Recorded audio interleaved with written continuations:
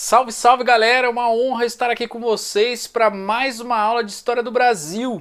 O tema da nossa aula é Nova República e dentro desse tema nós vamos estudar hoje o governo Lula, que vai de 2003 a 2010. Se você não assistiu ainda às aulas anteriores, dos governos anteriores da Nova República, acesse o nosso canal, busque o vídeo aí, se inscreva agora nele, ative o sininho e também coloca aí o seu joinha e deixe depois o seu comentário. Vamos lá então?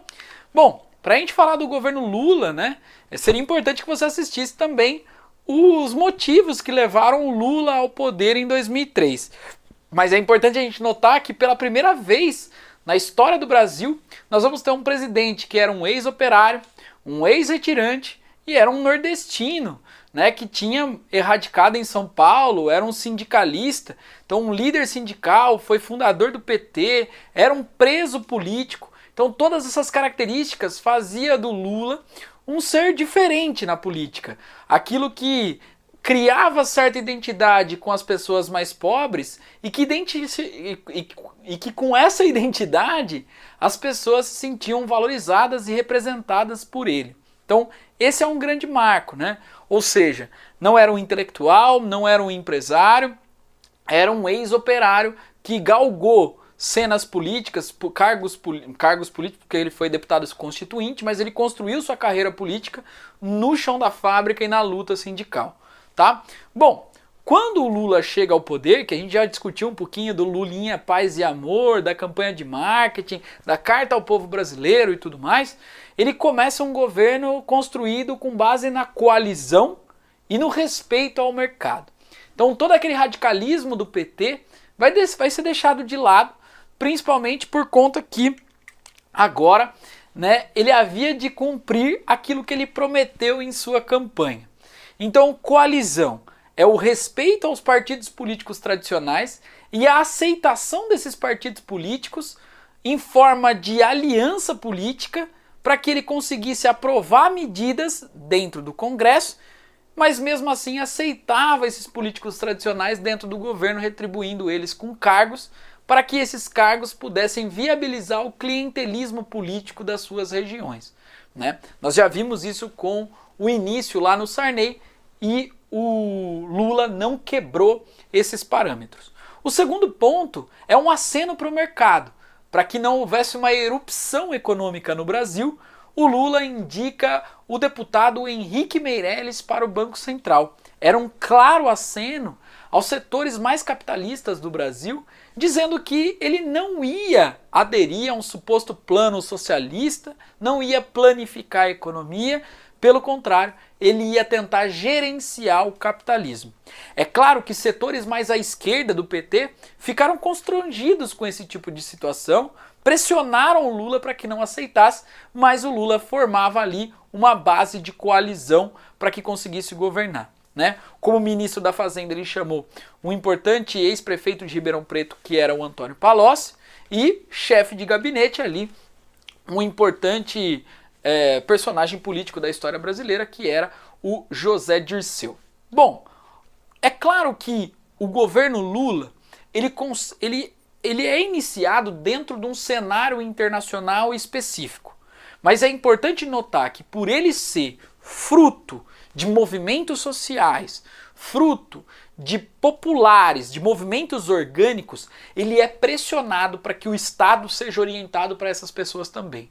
Então há uma preocupação assistencialista e há então uma preocupação com programas sociais para tentar tirar as pessoas da miséria, sobretudo do Nordeste, que era o lugar de origem do Lula, né? Então tem dois grandes programas de assistencialismo no governo Lula, que é o Fome Zero e o Bolsa Família, cujo objetivo era tirar as pessoas da miséria absoluta.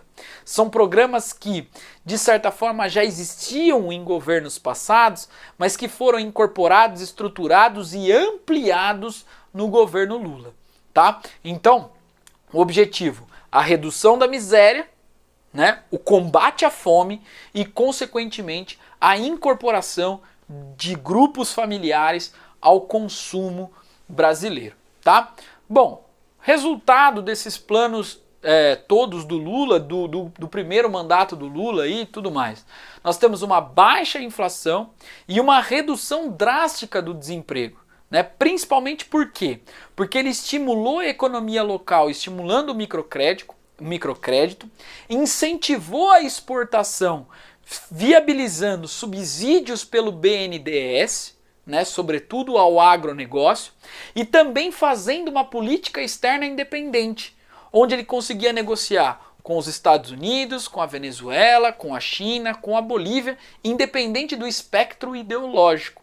Isso abriu muito o mercado para o Brasil, aumentou a exportação e, consequentemente, aumentou os recursos públicos do Brasil. É válido a gente lembrar que, por conta do investimento muito grande da China no setor industrial, isso viabilizou um aumento do preço das commodities no Brasil. E aí, então, esse agronegócio incentivado pelo BNDES teve um boom durante esse tempo.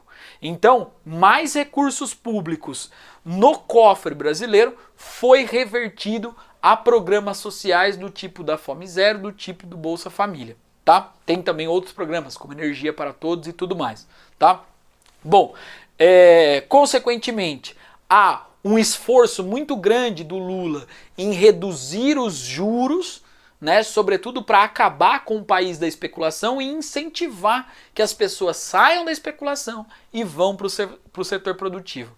E também há, de certa forma, não a galope como ia com o FHC, mas de certa forma se entrosando com o neoliberalismo também, visto que no governo Lula também houveram privatizações, né, sobretudo as concessões das rodovias federais, e nós vamos ter também logo no começo nos primeiros meses de governo do Lula, ele faz uma reforma previdenciária dos servidores públicos.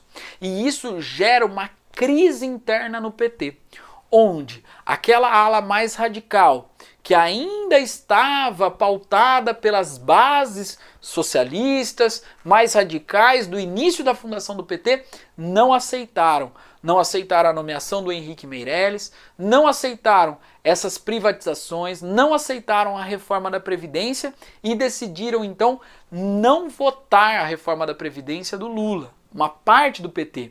E essa parte, sobretudo liderada por dois deputados específicos, que era a Luciana Genro, né, e o Babá, eles foram expulsos do PT. E aí então tem a formação de um novo partido político que leva essa turma mais radical, essa turma da origem do PT para dentro, que é a formação do PSOL, que ganha corpo, sobretudo, num escândalo de corrupção que ficou sendo chamado de mensalão, que foi revelado por um deputado chamado Roberto Jefferson, onde, né,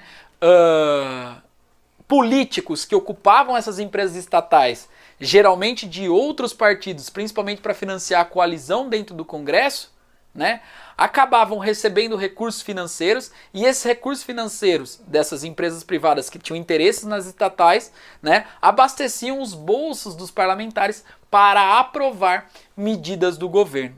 Então, essa mesada mensal que esses parlamentares recebiam, que eram fruto dos contratos entre empresas privadas e essas empresas estatais gerenciadas por esses cargos de nomeação política, né, vai fazer com que seja revelado esse caso do mensalão, vai ser escancarado na televisão e o Lula, de certa forma, vai com o mensalão nas costas, embora o mensalão não responsabilizou ele como o mentor disso, mas responsabilizou o Antônio Palocci, responsabilizou também um deputado chamado José Genuíno.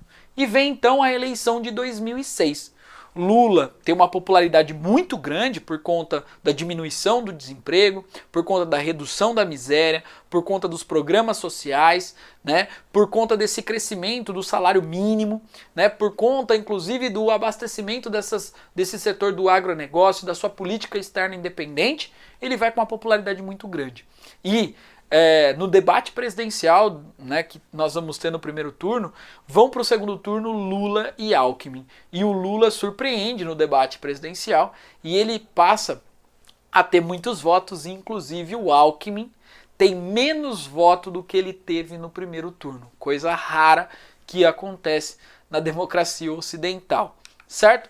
Pois bem, é iniciado ali mais ou menos o mesmo projeto econômico, né, pautado nesse investimento social, mas também de certa forma nessa liberalização da economia, né? Os subsídios ainda muito fortes a essas grandes empresas do agronegócio e, obviamente, nós temos aí a redução da miséria, mas não a redução da desigualdade social. Por quê? Porque os mais ricos que vendem esses produtos de consumo, que foram incentivados pelos mais pobres, né, através do programa Bolsa Família, continuam ficando mais ricos, né? O agronegócio continua deixando essas pessoas mais ricas.